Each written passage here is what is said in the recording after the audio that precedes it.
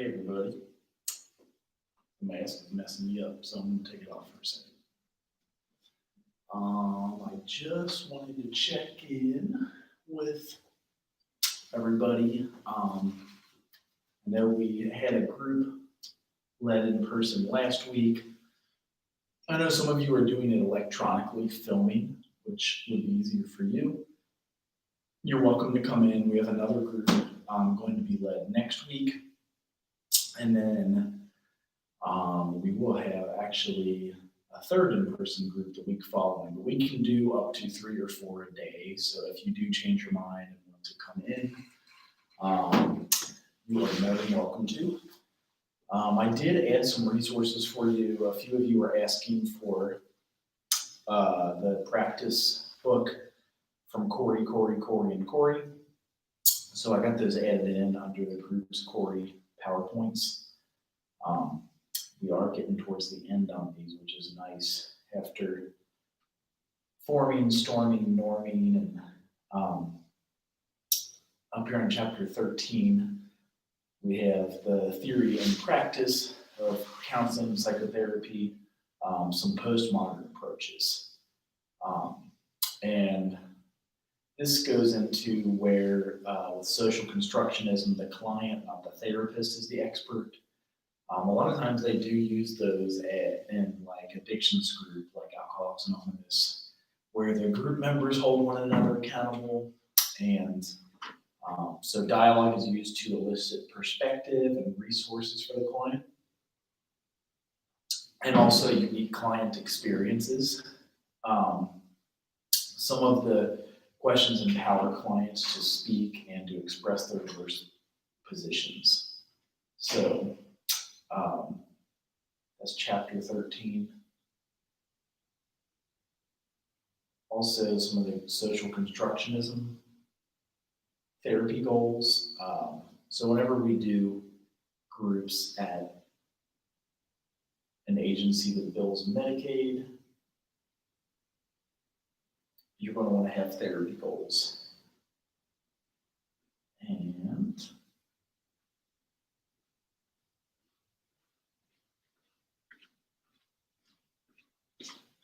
hello, how are you? I'm good. How you doing? I'm good.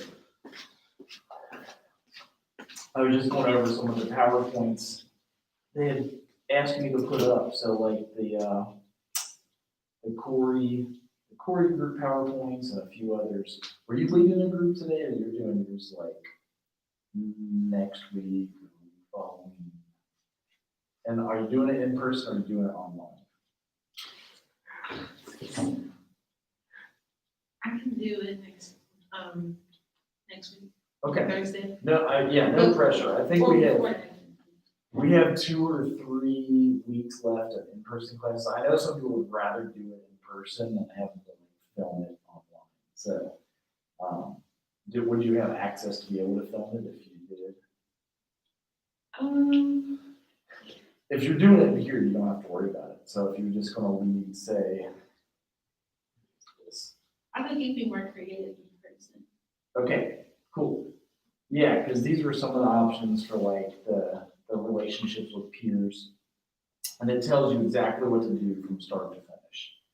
So if that's helpful to you, here's the 10-week theme and activity overview. So I can just leave 1 week? Yes, yep, that's all it is. So it's not as scary as one would think. It's cool when you have the materials. That's why I put it in here like this. I can also do my own work. Spin on it, can You can, yeah, yep. Because at some point you're going to want to, do your own group at like practicum. Did you pick your practicum this weekend with Dr. I don't think I get one yet. Ebony? What grade or what level are you now? Like, I'll be a second semester, junior next year. okay. I have general practice 3 though. So some people are doing it their senior year, and some people do it their junior year. Okay, cool. So this guide, if you pick any of the weeks, it gives you the opening ritual, the theme introduction, the check-in,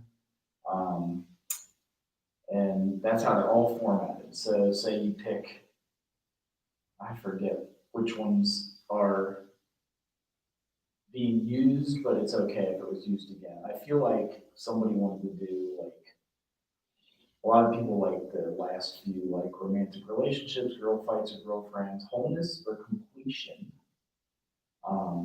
These are good though too, giving voice to feelings, part one and part two, or even cultivating respect and expressing, they're all good. So if you go in and download it, here's where they show you materials. If you're in need of something, maybe we can try to get them from Dr. Allen. Then I'll give you the purpose to help girls become more aware of their relationship to themselves and others, to have girls express themselves with each girl in the group, to facilitate the experience of empathy and commonalities with each other. And then it will tell you what to do. And then when you come in to lead it, here's like the opening ritual. So choose an opening ritual that will mark the beginning of Girls Circle. You can use the same opening ritual at the beginning of each group for 8 weeks. The opening ritual invites participants into the unique space of the circle. It could be lighting a candle, ringing a bell, having each participation say one word about how they're feeling. You could do like highs and lows of the week. Even a moment of silence, like meditation, some type of music, because sometimes if it's like a big group you're leading, they're loud and you have to get their attention, or sharing a special reading. Can I bring people? You can. It's just in case like nobody shows up to class. Yeah, that's fine. Yeah, because this week, you're right, we had, at the last minute, she wasn't able to come, and because they probably know that we put them up on YouTube Live. And then last week, Star led her group, so we can do up to 3 or 4 a week because they're only like 10, 15 minutes, you know what I mean? Although these were an hour, like when you get into an agency and start billing for them, we were saying this last week, they want you to do like either 30 or 45-minute groups minimum because they're billing for it. So you guys can get away with 15 in here. So yeah, here's the icebreaker. Creating group guidelines. So on this one, yeah, the action is actually having the participants like write how they can create safety in the group, what they, how they want to treat each other, place the flip board or poster with colored markers, brainstorm a list,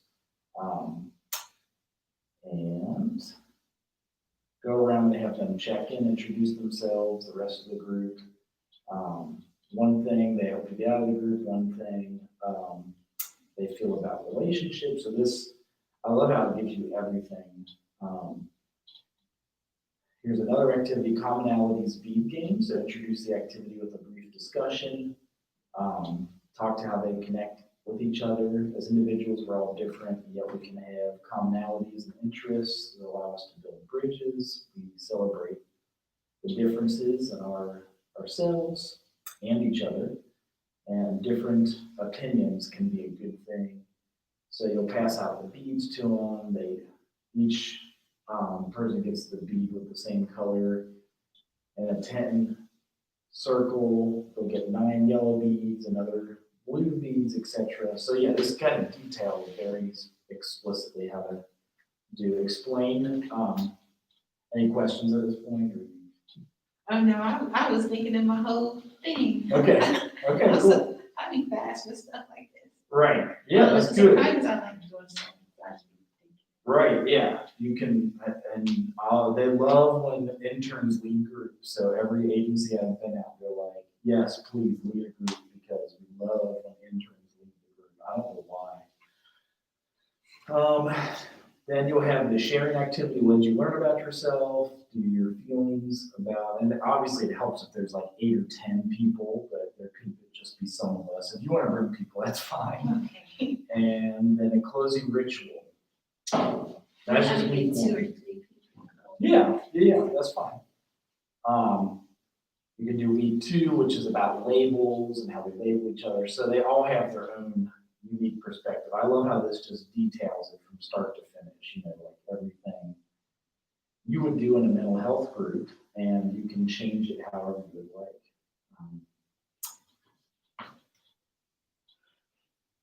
Yeah, they even give scenarios at a party, at a wedding, an online chat room. So yeah, it has lots and lots of stuff. I'm keeping everything open too, so you'll be able to catch up any discussions and replying to people. And then I just put up examples of the final papers. That's what I want to go over today, because I feel like we're having more groups led next week and the week after. We want to have a chance to look at these. And yeah, if you're making your own group, you can then also write it up as your group proposal, or if you want to write a grant for like an agency you're trying to get money for. Here's one we wrote that was at St. Leo's. I don't know if I shared this with you guys in HBSC, but it was called Gardens of Hope, the Refugee Resettlement Grant. So we wanted to build on garden projects in Cincinnati, it's Hamilton County, that were developed as a result of refugee interest and experience in farming. So this would cover everything you need. The paper only has to be 7 or 8. I know this is 13 pages, but this shows how people get $100,000 to open your own community or open your own agency. The paper's the next step after. It's December 5th or something. Yeah, you still have a good month, but 8 pages is, you can pull an all-nighter and do it, but I don't recommend it. Yeah. Quarantine. I know, yeah, quarantine edition. So a lot of times you'll give a narrative first. This is the Garden of Hope project developed over 16 months in response to the interest and expertise of refugees in Hamilton. UC's doctoral research project identified a garden project as a sustainable intervention to increase income, food, and adjustment in the neighborhood. Although refugees and current farmers express great interest in the involvement, there is no funding. So we're trying to grow food and we had no supply seeds, and that's why we started writing this. The refugee population served includes primarily Burundian and Bhutanese refugees from Bhutan and Burundi, Africa. The challenge for the Burundian people include low income, language barriers, cultural barriers, average family size of 8. They have huge families, low levels of education for heads of household. Their needs include childcare, education, income, and resources for their families. The Bhutanese refugees challenge include income, language barriers, and cultural barriers. The Bhutanese needs include many of the same needs as those of the Burundian population. For both groups, transportation is a serious area of need. Bhutanese had experienced farming in their nation of origin. Hello. Hello. How are you? I'm here still. I'm good. Oh yeah, that's right. You got twins. Duh. Yeah. I I just popped. It's, yeah. Cool. Did it just happen? Yeah, it popped. Yeah, so he's already head down, which is insane. And Yeah. then she's literally, they're opposite directions. Mhm. That's hilarious. Because my wife, the first ones, pop for a long time. Now her second one, she immediately looked 4 or 5 months pregnant. Yeah, my older sister's pregnant too, and she was bigger than me for a while. Okay. And she's 4 weeks behind me, so. Nice. Well, I was just giving him some examples of groups, and then I started getting into, I just put up examples of, you asked for the group PowerPoints I've been doing. I put all of those in there. So all of those you can download and keep from start to finish. And then this is an example of how to write either your group proposal, is that mine? Dude, what, that's loud. It's that's what the computer sounds like when you text.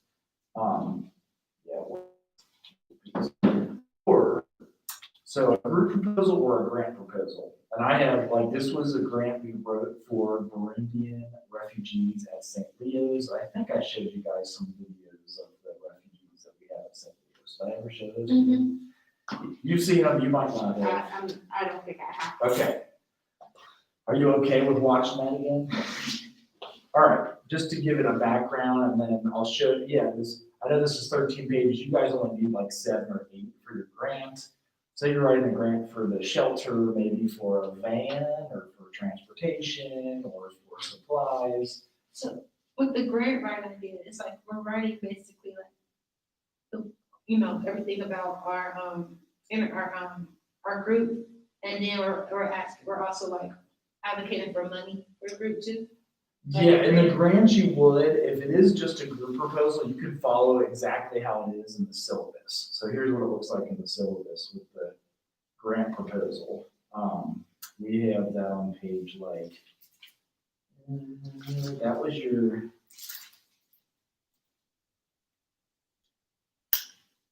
first one. That is, I'm gonna go big on this one again. I never can find it till I get big.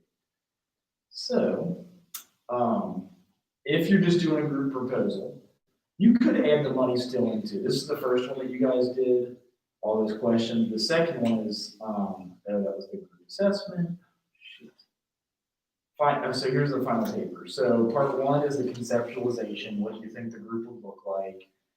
You know, your title, your abstract, your overall scope, psychosocial concerns or themes. Yeah, it can cover 7 to 8 pages. That's why the grant proposal was exciting to people, because it became real life and it could be at your current agency or internship. And they're like, yeah, I'd love to get 30,000 at my internship, because then they'll hire me and pay me more. If you're just doing groups again, you could then also add past group treatment interventions, benefits of the group work. So who you're creating the group for, why you're doing it, how it would benefit them. Sometimes there's little articles or something online you can cite that shows why it's a good mental health group for your population, type of group proposed for this proposal, and then the overall purpose. It looks like a lot, but if you do it a piece at a time over the next 4 or 5 weeks, you should be okay. Just don't hold off till the last minute. This is one where if you're doing your own agency, it might help, or if you've worked for somewhere or volunteered for even a camp, you give the agency context. So you can describe like the summer camp of my agency would serve the youth for blah, blah, blah, blah. The mission, sometimes you can just quote it off their website, so that's easy.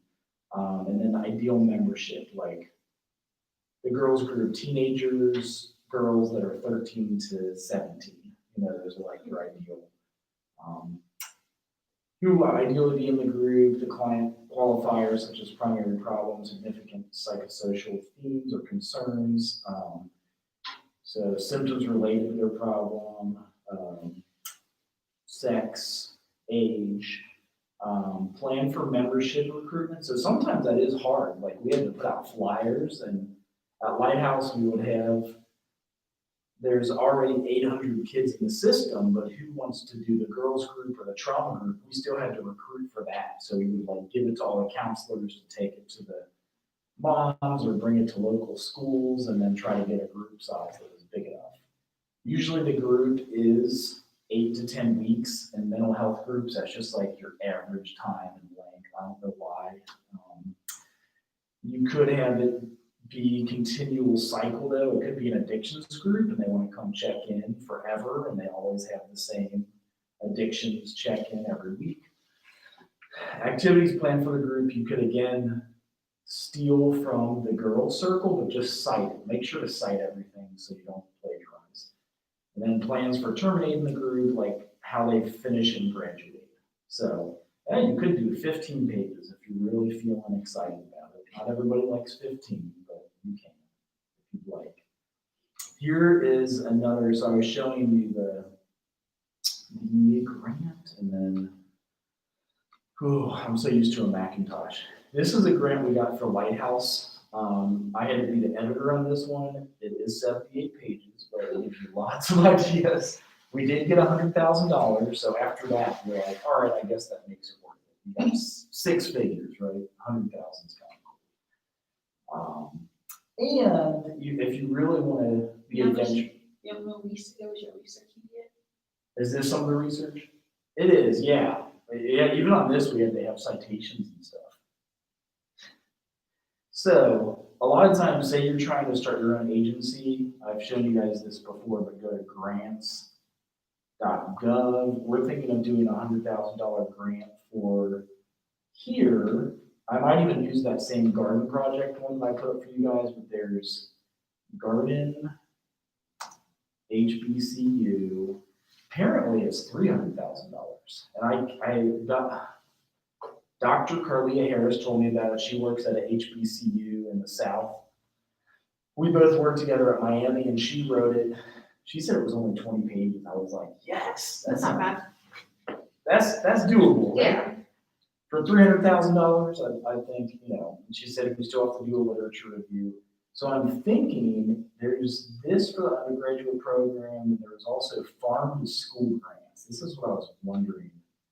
I sent it to her today, because I actually want to get started. I feel like it's due in 2 months, and I'll have to do it on my break. It's $100,000. It still seems crazy. They have a little website, which is cool. And then when you apply, I think you need, you know, I'll have to be in touch with our grant writing office or whoever writes grants at your agency. Well, I need my login. It's probably on my other computer. So you guys could go to grants.gov or you could do things of that nature. That's fun. We're gonna buy gold and silver if I click. Okay, there we go. So this one was cool because they did get the grant. It was called Ending Homelessness by 2020. You know, given the stats of the total homeless, we have a shelter for 18 to 24-year-olds. We also have a shelter for 13 to 17-year-olds. So showing some of the stats, the recent history, the shelter beds, and you know, like, these give you an example of how you have to cite things. Even giving them like maps. We had an outreach program at Lighthouse that would go under the bridge downtown. Like, I'm trying to think, I think it would be right here, the main downtown Cincinnati. And like bring them sandwiches, bring them food, let them know if you want to quit living under the bridge, we have a shelter. We're not going to tell you what to do. You can leave whenever you want. Here it is. And that was kind of the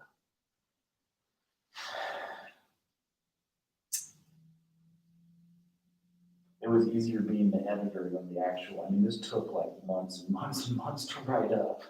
So the target of the youth, the illustration. So this is a huge one. I'm going to go back to the smaller one because it does kind of look more doable as we're rolling through it.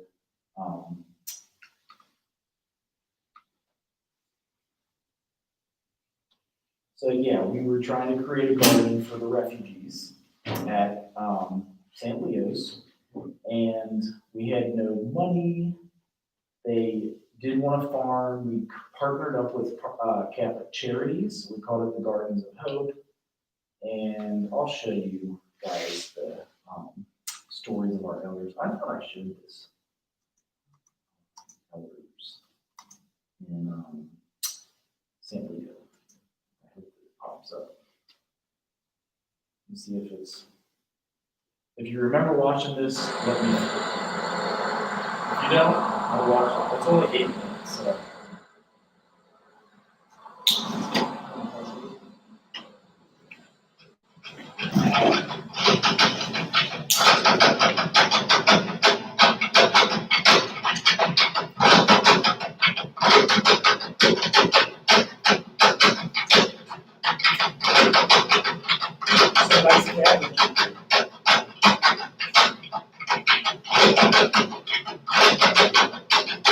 This is Cincinnati to right off Poplar Street. What's that? Ohio? This is Hopple Street exit. I'm so big. In So we Ohio? we put this garden up. I thought it was another country. Right. I thought it was a different country. It looks like it's Africa because they wear this to church. This is like their home. We got 300 refugees came from Burundi and started coming to St. Leo's. And when asking how we could help them best, they said, we want to learn English and we want to grow food. And we're like, holy shit, I don't know how to do that. So I did some research. I got into the horticulture therapy.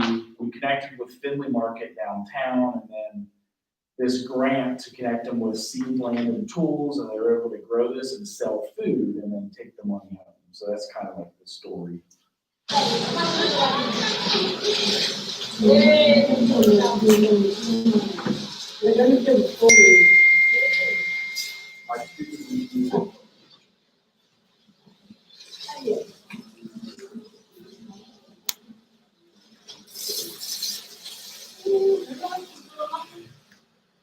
Hey! They're speaking Kirundi.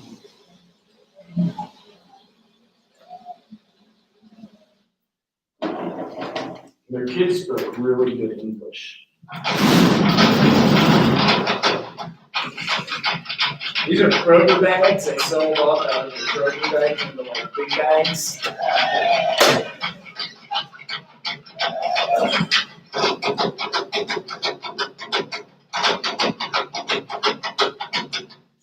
And that's the housing development in Moosewood and Millvale, Popple Street.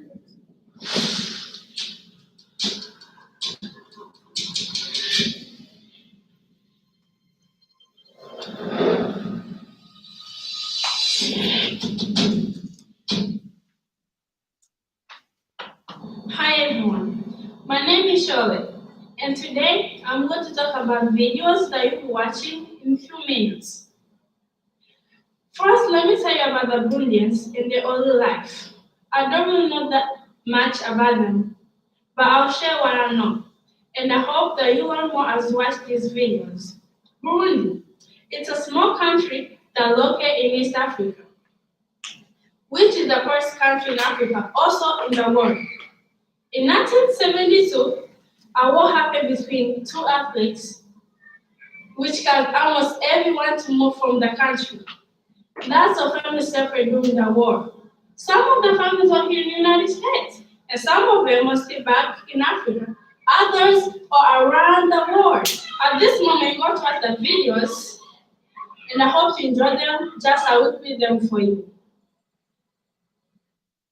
Twarakina twarasimba igihe hageze mu ci aho rero bageze rero barutsora twarasimba bwinutse twarakina sana twarakina twarabagira piri size. What's that? You remember it? Do you remember it? Okay. I've never All right, seen it. cool.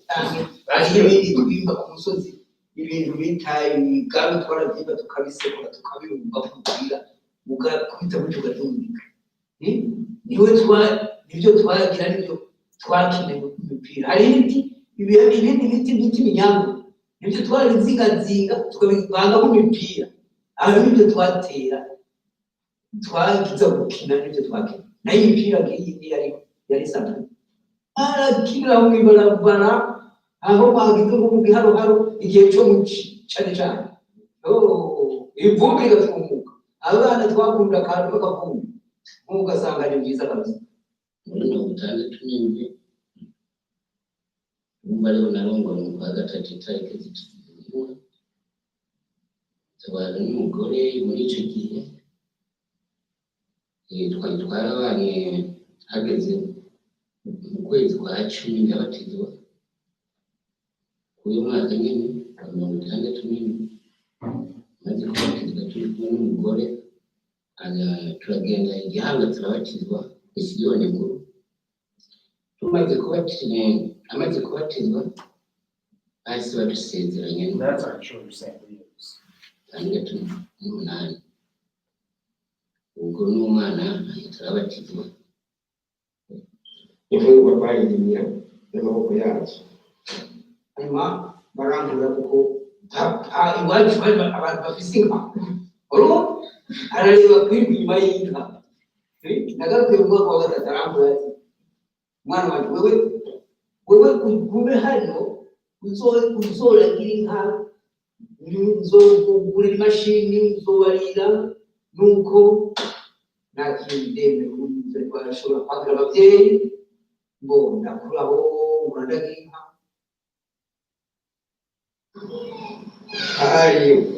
hari mu kwezi kwa 4 hari ku munsi wa gatandatu mu ntara ya Rumonge yatanguye saa 6 y'izuba muri provinsi Bujumbura itangura isaha 4 z'ijoro, kandi abayitanguye n'abari ku butegetsi. Ubwo bwoko bwari buhari ariko muri ico gihe bwaradutse, mbese ivyo byazanywe n'umuperezida yari ahari yitwa Micobe. Abasoda batangura kwihereza ibisagara, barondera agatumba,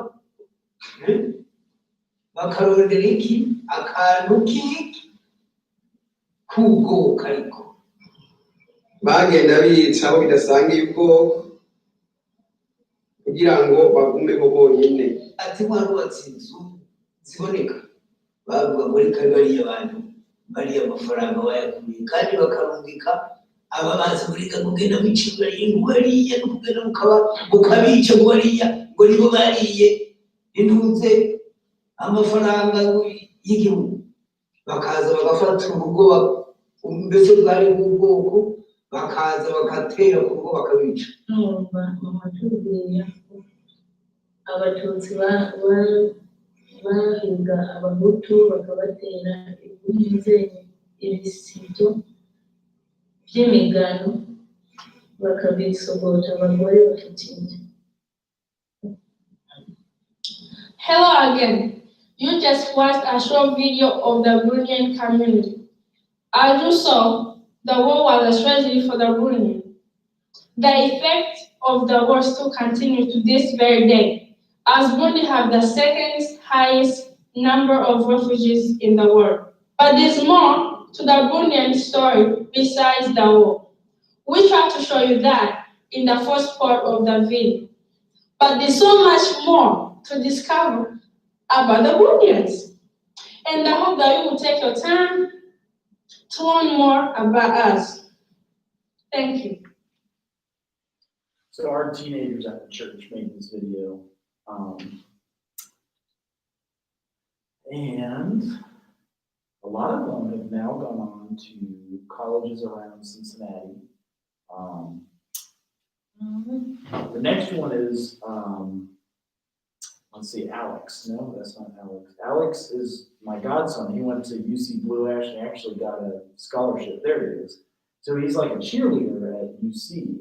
So he got on the main campus, and I guess you get a full scholarship that way. So he may do graduate school that way too. I don't know. I hope that they, you know, how the pandemic shut everything down. I hope they didn't take away scholarships from people. I don't think they can. I think that's illegal. I Yeah. feel like Okay. it's illegal.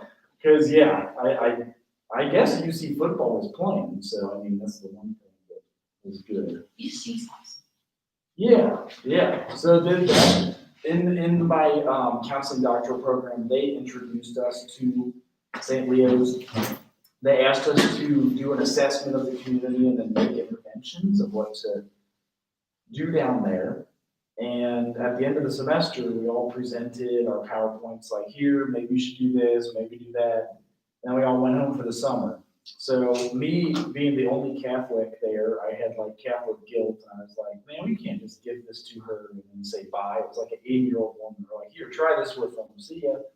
So I started there doing actually my internship for the Xavier MA in Theology and Pastoral Counseling. We started doing the garden project, and we wrote some grants. And I've kind of stayed there ever since. The pandemic's made it harder to get there. I think they have masks now, but I haven't been in a while. I've gone to stuff closer. I may do the diaconate there too, so you actually become a deacon and can help out. But that's why we wrote this grant in the first place. And that's the history, like this, it gives the history, the background of the refugee population. It gives the need, what they would do with it. So I know it's not as much groups, but it was a grant to then have the farming group and how we do the marketing, how we would get the land. We did that land we got through UC, and that was a big grant. How we would get financing for it, the business development, the community food security, because a lot of them would give back to the food pantry, the extra stuff they grew, and then the relationships we had. So then the history, the funding, and yeah, lots of details, you know, like it's not impossible, but it does take time just to kind of configure where if you already work at an agency, it's actually sometimes easier because you're just like, you just start hammering away. Like you described, you might copy the mission off the website. Do they have a website? Mhm. Yeah. Is it gonna be bad if like, you have similar information like in different parts of it? Yeah, sometimes you do repeat the information. You can tell this does, and you can use citations, you can use examples from, say, girls group. You can quote this horticulture therapy group example. You can use the street lighthouse homeless grant, whatever you would want, and then kind of how you'll go through.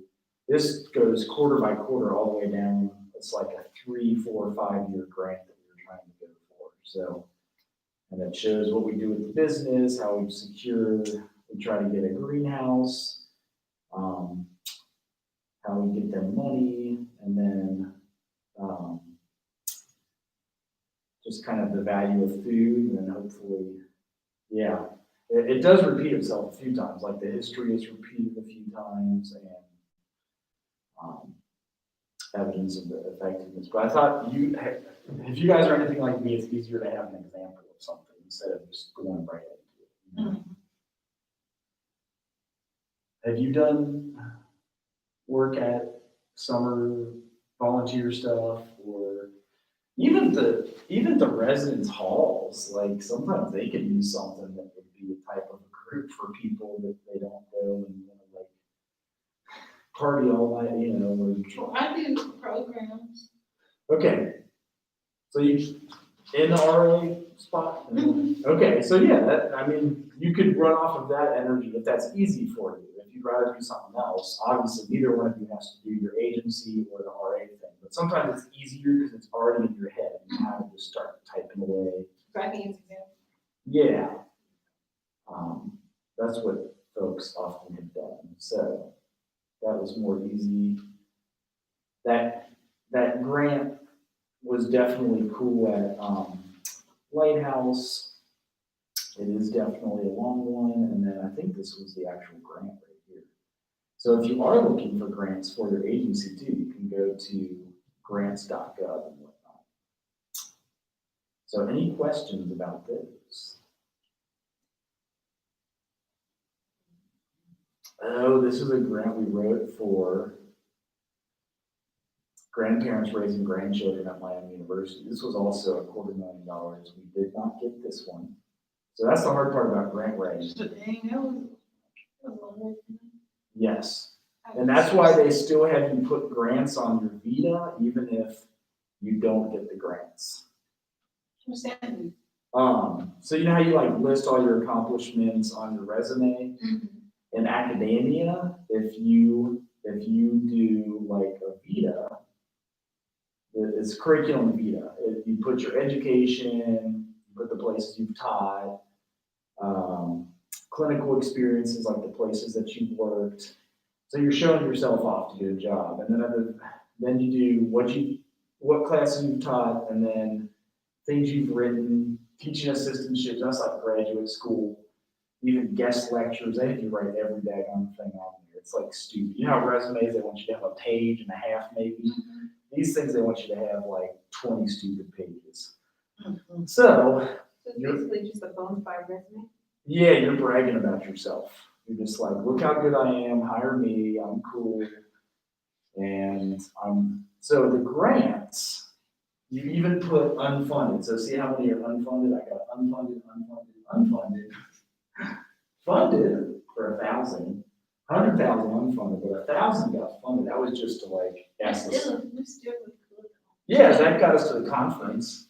We still That got money. priest, the priest that was in the baptisms, his name was Father Ben, and that's how I got him to the American Counseling Association. So he was a priest from Tanzania that could speak Swahili, so he could speak to the Burundians, and he was getting his MA in counseling at Xavier University. There was just so many strange connections, and it was cool. But we got to that, and then that was the grant that got funded for the White House street outreach.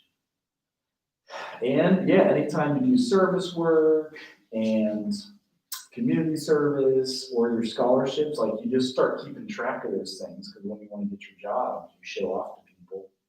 You give them your license, your license number and like things that if you're trauma certified. But grants unfunded, that never made sense to me. I'm like, why the heck are you putting a grant up there that you didn't even get? It's like, because that took you 12 months to write that grant. Yeah. Like at Miami, it took us 13 to 18 months to write that grant and we never got it. It was really dumb. I almost thought it was dumb, but we were trying to do research on grandparents raising grandchildren during the opioid epidemic. So we were asking for funding to go interview the grandparents that had raised grandchildren from kids that had overdosed and then they inherited their grandbabies. And so now they're 60 raising a 2-year-old all over again. So hopefully, that research is still getting done. Anyway, that is the weird stuff you do in academia to, I don't know how, even your little conferences. So I had, before I even started writing, you have to put up your little conferences and how you do treatment plan, treatment notes, horticulture therapy, and So I totally forgot about this grant. I'm still pushing out of my mind, and we still haven't given up on it. Like I'm still in connection with all these Dr. Cheryl Sellers and all of them, because you do that much work with somebody, you just never, forget how much work you did. So this was the group the research we were trying to do for that particular spot. So I just wanted to make sure, because we'll have groups next week, and then just wanted to make sure to introduce you guys to ideas for either your grant proposal or group proposal, or you can do a grant and group grant proposal. Maybe it's to ask for money to run a group at a domestic violence shelter, or ask for money to run a group at, did you say in the dorms you do run different programs? Yeah. What kind again? I feel like you told me once, but. It's so many. It's like some are like educational, some are fun, and some just to get them out their rooms.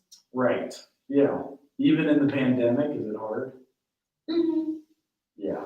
My events weren't as interactive as they usually be because of this. I had a lot of passive events. I had a drawing, and I had what's it called, Get Out Candy on Halloween. That's true, yeah, you can write grants for stuff like that, but sometimes you probably get money from the GA funds to be able to buy stuff like that. I do get funding though. I Okay. get it from the residents like. And sometimes you could write something up for even more funding, and then you put that as your little grant that you wrote for, your research or whatever. So I would be excited to have us expand our current garden, but I think we're having a ribbon cut in tomorrow, and expand it to more Across edible. the street. Yeah, Okay. yeah. Didn't I catch on fire? Yeah, somebody lit it on fire because it was not arson, but it was a construction worker that left like a welding thing running and torched it. Which is sad, but at least the university didn't have to pay for it. The construction company's insurance probably had to pay for it. That was so weird. It was like, what the heck? That was during the pandemic too, wasn't it? I think so. Yeah, I think it was the very beginning of the pandemic. it was. I almost remember coming up, there was all this smoke everywhere. Yeah, so any questions? So I'm gonna obviously do my agency. Yeah. So the idea I was thinking, like tossing around is having like, because we have a lot of addicts and Mhm. people that are trying to detox, but we typically send them away to detox, then bring them back. Mm-hmm. So I was thinking of doing like a detox clinic Yeah, type thing. yep, Is that like a good idea? absolutely. Like you want to have Suboxone or Methadone or? Yeah, Okay. yeah. Obviously, what we would have to hire an RN. Yeah, yeah, and that's what part of the grant is for. So they might be 50,000 just base salary and stuff like that. And you can get creative. You don't have to be exact with everything. God, I got everything on loud, extra loud today. I'm annoyed.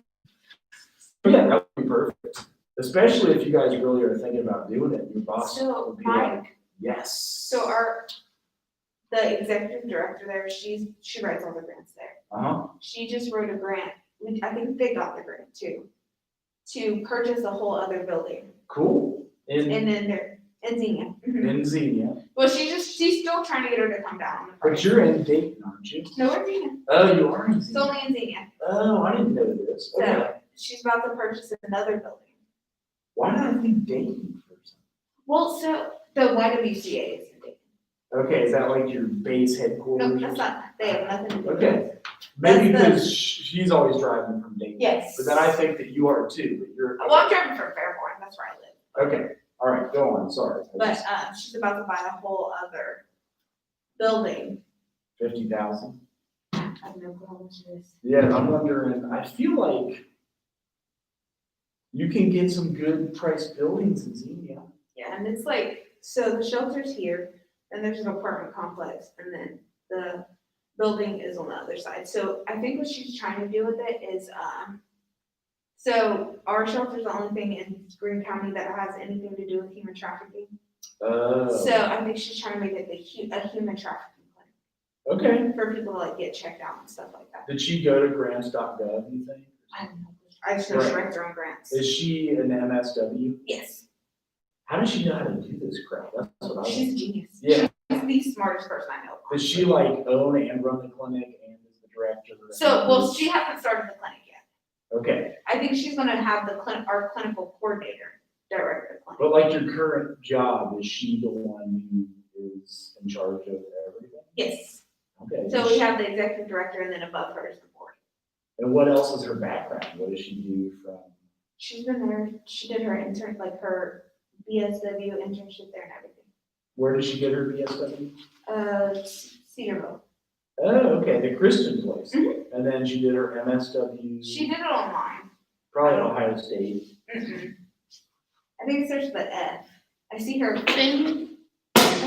Finley, Ohio? Fordham or something. Oh, really? Something like Fordham would be a pretty dang nice school. I think that's a Jesuit college. that. Yeah, she did her MSW online, so.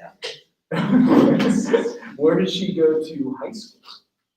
She's local, she's from around here, but I'm not 100% sure. So that, I mean, she sounds like a go-getter. Like, because the shelter is her baby, like, I've seen her in a pair of high heels on the roof fixing the That's awesome. leak. So, Is she just like, she's a local Xenian and she just started this out of her own voice? yeah, she lives in Xenia, so. That's so, I don't know why, She wow. built her, well, she didn't build her own house, she bought the property and then basically completely revamped everything, so. And does she have kids? Well, she has a stepdaughter, Okay. and So then her she's husband's a married. police officer. Huh. I don't know. He's It's- on Xenia, he's on the Xenia PD force. That's always interesting to just hear people's background just because, you know, it's like, why do we do what we do? Exactly. Well, cool. We'll have to meet her or get an internship at your place with Central State students. She loves doing everything, so. Wow. She's just always booked though, so that's the problem. Right.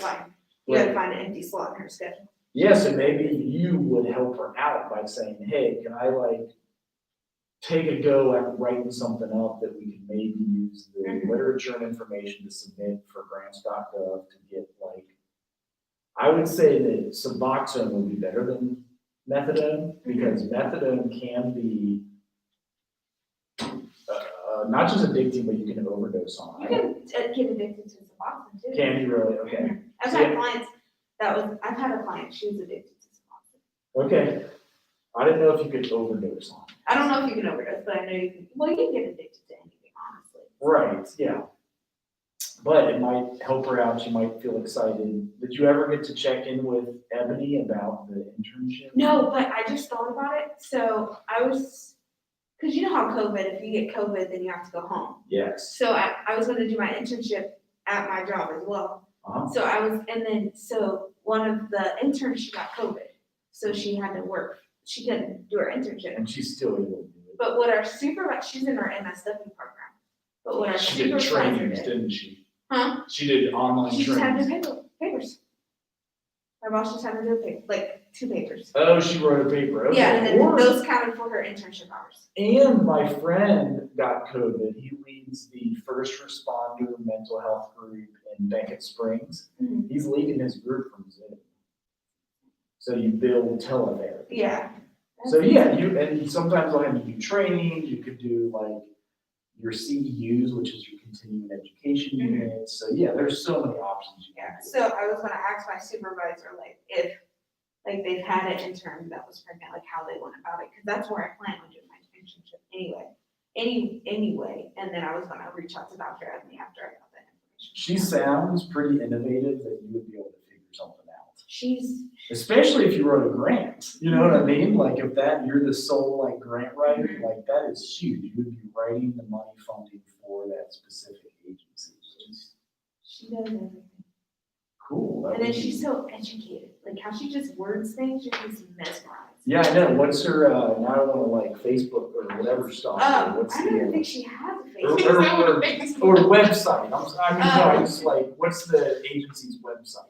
Family Violence Prevention Center. No, it is cool just to see how people get their stuff and, I probably should have written Xenia Ohio, huh? No, this is first one, Is it really? I think so. The hotline? Or maybe it's the second one. So she even did their own website too? No, so we have so there's somebody that does a job, so we have the person that did the website and everything, her name's Harmony Tillman. And she, does all the not outreach, but she does like stuff like this, like she does the Facebook pages, she uploads everything on the internet, so. Wow.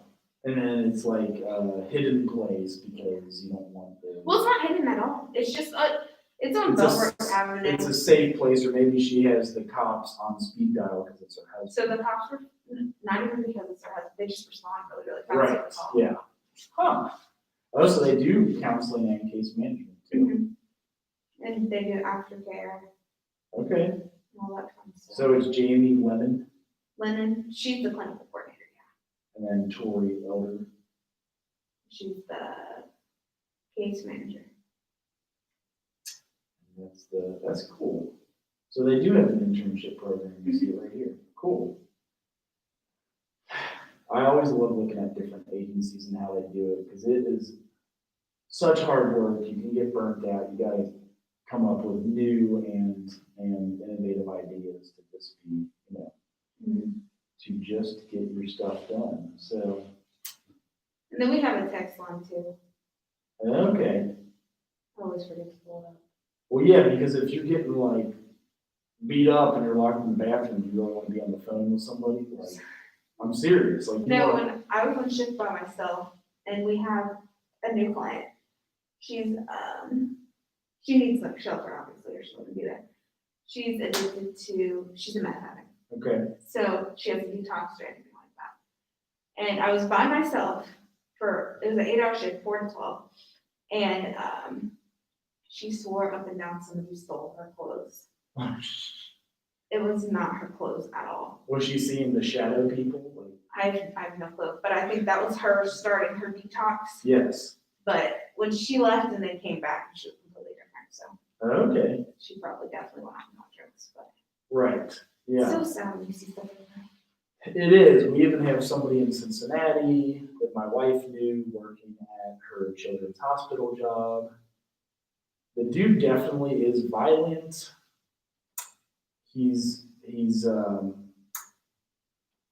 She doesn't want to leave him on, like the same story of like they leave an average of 5 to 7 times. They have 2 kids now. And we keep on trying to get her over to the, what is the name of that? The Donald P. Camp building in downtown Cincinnati. And we've given her the info like 10 times. Like, here it is, call them, here, maybe a text line would be better. I didn't even think about that. And then they can email us. Cause her phone gets shut off. He doesn't pay the bill. He doesn't work. She does all the Well, work. so the email's just because you can easily hide emails. Nobody's gonna automatically go through your emails. Right. So right. we can text, call, email, and then something else. There's another thing. Probably like Facebook Messenger. I don't think we know. But we People just do go have- through Messenger, Yeah. I feel like, actually, now that I think about it. But, so whatever their preferred method of communication, if they pull something off their butt, we'll make it Okay. happen, basically. Actually, I am gonna go ahead and send this to, how do you send? Oh, yeah. I'm so used to Macintosh, I have no idea how to, all right, I can send this to my Mac, yes. Okay, send it. Boom. I think it probably won't show it yet. That's funny. I don't know how long it stays up there, but from there, I can like text, I wanna give it to my wife, so if that woman needs help again, And she can always call, like, somebody's always gonna answer the phone. because she may not want to go around Cincinnati. Do you get people from far, far away sometimes too? So the furthest we've had somebody is West Virginia. Wow, because they want to be in a Had safe somebody from location. California too. Because they're trying to get the hell away, right? So yes, but it depends on how full we are, if we're allowed to take somebody out of county. So I think our cap is 20, if we have 28 in-house, we can't take anybody out of county. Because you're county funded. Mhm. Right. But you wouldn't want to turn anybody down if you. Exactly, we've taken people over that max, it just depends on their situation. So we Is, determine their legality from a level 1 to a level 5. is I'm not- there, how often, I know you say men and children, how often do you see men and children? I guess children all the time. Children all the time, we have more children right now than adults. We have 17 children, 15 adults right now. But, I've been there 2.5 years and I've only seen 2 men. So it's not often, because men are less likely to go seek help, so. Right. Now, are you one of the only ones around that does take children? We do not take children. Like, if they don't have a parent, or is that what you're asking? Well, no, like the woman with the child, because this lady has 2 kids, and I don't know if many of the shelters take. We do mom. take children. Yep, And we- do a lot of agencies like yours take children? I feel like. we take children, the YWCA takes children, and that's Okay. the shelter in Montgomery. So YWCA's are usually started for women's protection, safety, and domestic violence situations. Okay. See, it's good to get educated no matter when, where. Oh, that honestly is like all I have for you guys today, if that's okay.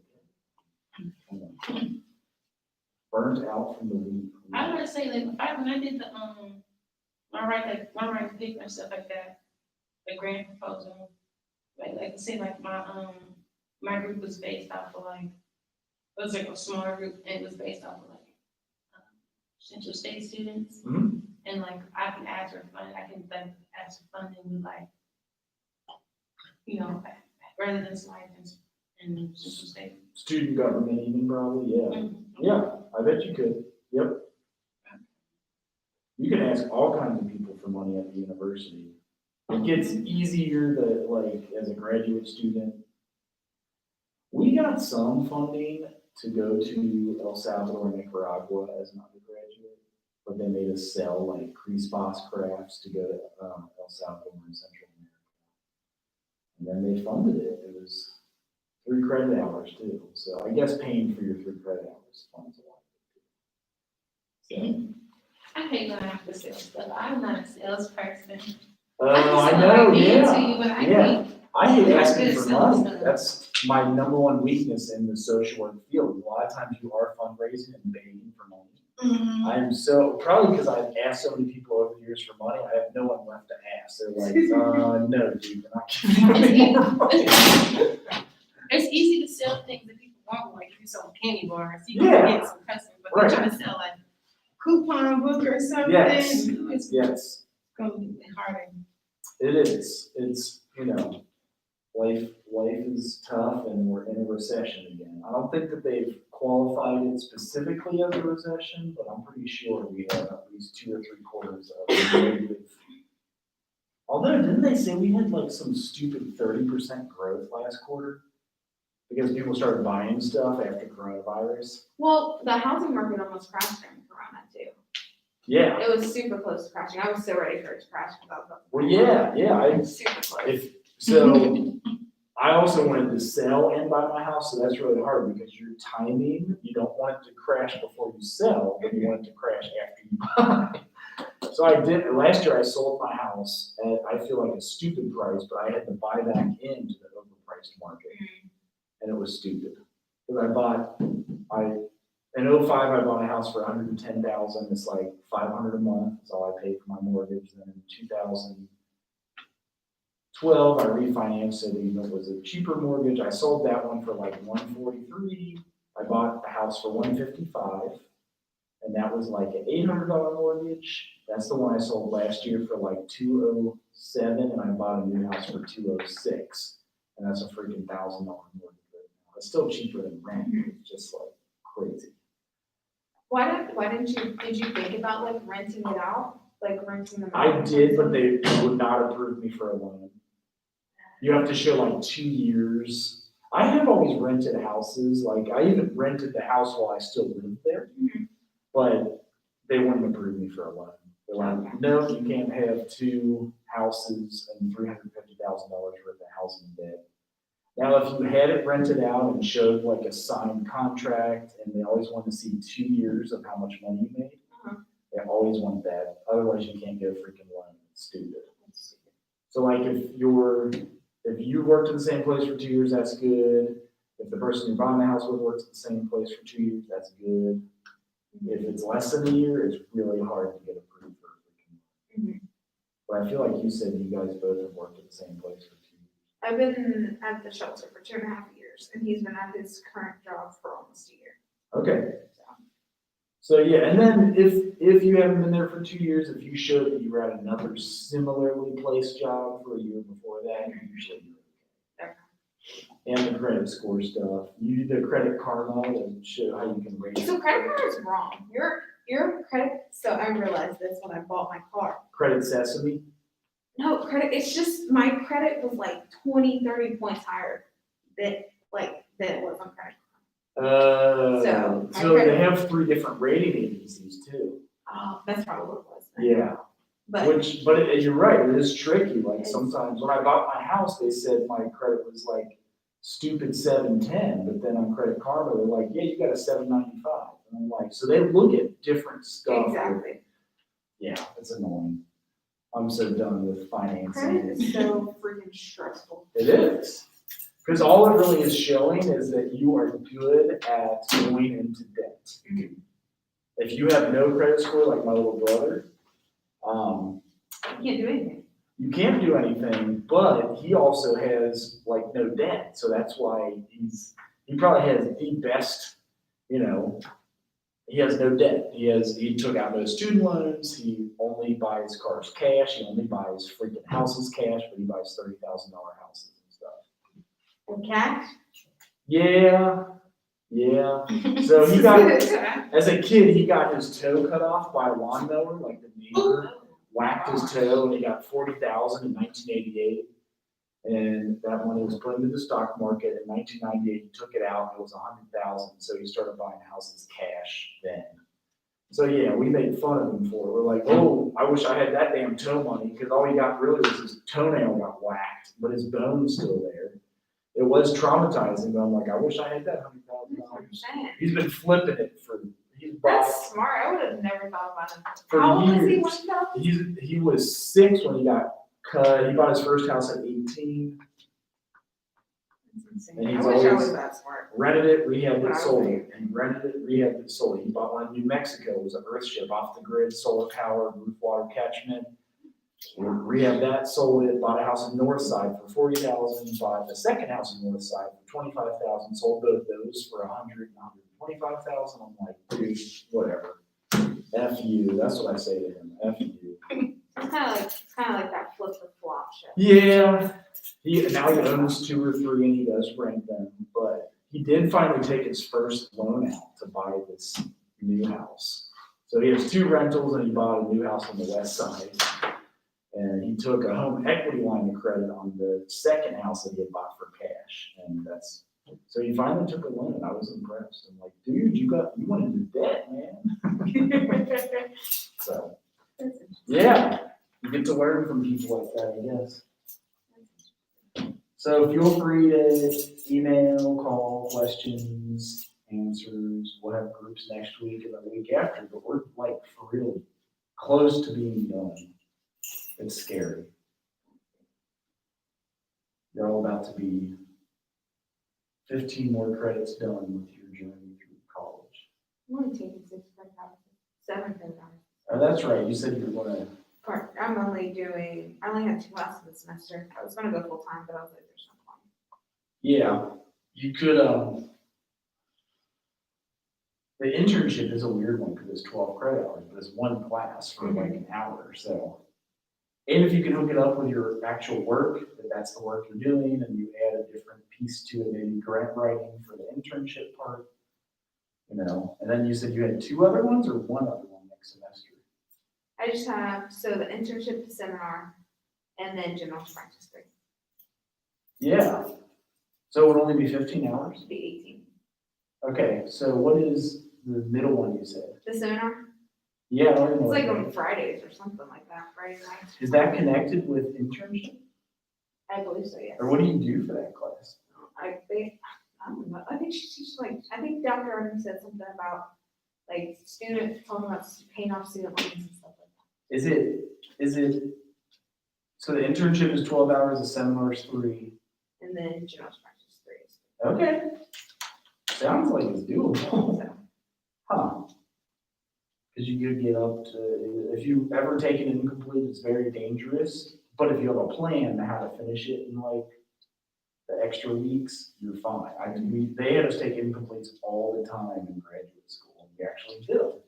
One time it kept me back from getting loans because it looked like that class was incomplete. But then the teacher that told me to take the incomplete wrote a letter and I was able to get my loans. Kind of weird. But yeah, if you can register for 18 and not have to pay for any more classes in the freaking summer, that's way more expensive in the summer, or pay overload prices, then that's exciting. I took freaking stats over the summer, when I say that was the hardest thing of the job. That sounds miserable. I Yeah, got it was that late online. semester. It wasn't that bad, I passed it with a B, but Nice. it was just hard, because you couldn't talk to the professor face to face, because they're COVID. Oh, that's so annoying. I got it with somebody named Joe Carr. Who's the teacher? I was gonna say, who's your teacher? It was, I think it started with a B. It was hard. It's. Those are hard. That's why she's saying that they are. Stanley B check or something like that. Oh, I know who you're talking about, because he shares an office. He's still writing